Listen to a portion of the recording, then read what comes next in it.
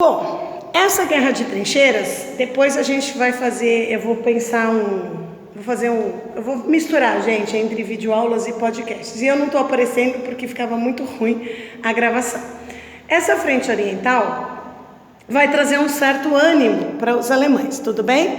Mas tem uma coisa que a gente não falou. Nesse pedaço também da guerra de trincheiras, enquanto tudo isso está acontecendo, a gente tem a definição da neutralidade da Itália. A Itália, a princípio, não entra na guerra porque havia uma certa questão em relação ao Império Austro-Húngaro, ok? Por quê? Porque o Império Austro-Húngaro tinha anexado alguns territórios do norte da Península Itálica e isso tinha causado um certo desconforto ao governo italiano. Tanto que em 1915, quando a guerra entra na fase das trincheiras, a Itália decide que ela vai entrar na guerra, mas ela muda de lado. Então a Itália deixa de ser da Tríplice Aliança e se une à Tríplice Entente, declarando guerra ao Império Austro-Húngaro e ao Império Alemão. Tudo bem? A gente fala sobre isso mais pra frente também. E aí a gente tem essa segunda fase rolando, também com uma participação especial de um outro país. Quem que a gente não falou ainda? A gente não falou dos Estados Unidos. Observem que os Estados Unidos estão do outro lado do oceano.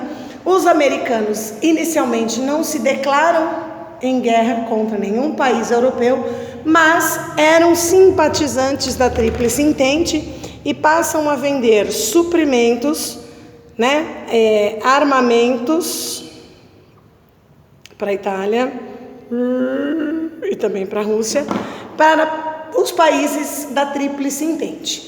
Então, até 1917, a guerra parecia que ia ficar lá, avançando sobre a Rússia e parada na frente ocidental.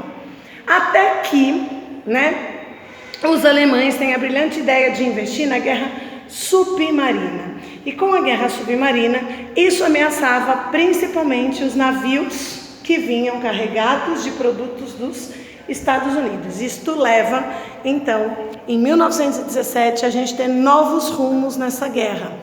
Por quê? Porque diante dessa ameaça, há inclusive falas de que os alemães teriam afundado um navio cargueiro dos Estados Unidos, e então os Estados Unidos decidem entrar na guerra, e quando eles entram na guerra, carregam junto o Brasil, que era o principal parceiro econômico dos Estados Unidos, e a gente também entra na guerra do lado da Tríplice Entente.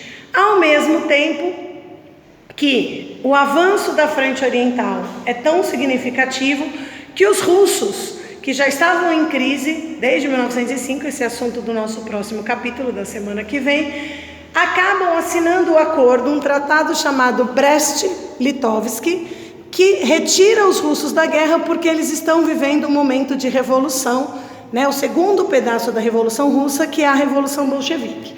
Então veja, em 1917, parecia que a saída da Rússia beneficiaria os alemães, porém a gente tem um equilíbrio na Tríplice Entente, que é a entrada dos Estados Unidos.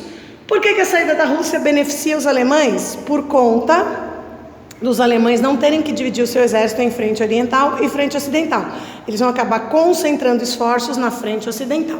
E aí, com esses dois acontecimentos, a gente entra na terceira fase da guerra, que também vou dar um pause aqui e continuamos daqui a pouco.